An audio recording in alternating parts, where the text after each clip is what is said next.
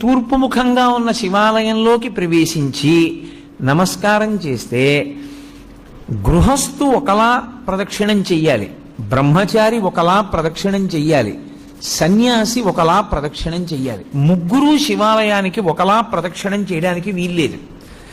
గృహస్థు సవ్యాపసవ్యం చెయ్యాలి, బ్రహ్మచారి పూర్ణ ప్రదక్షిణం చెయ్యాలి, సన్యాసి అపసవ్య సవ్యం చెయ్యాలి.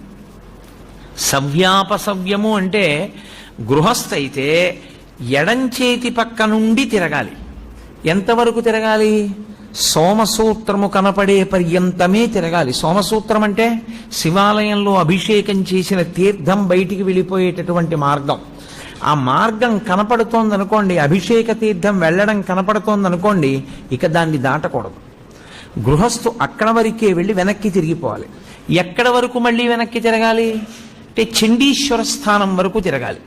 చండీశ్వర స్థానం వరకు వెనక్కి వచ్చి మళ్ళీ వెనక్కి తిరిగి శివాలయంలోకి వెళ్ళాలి. అది గృహస్థు ప్రదక్షిణ.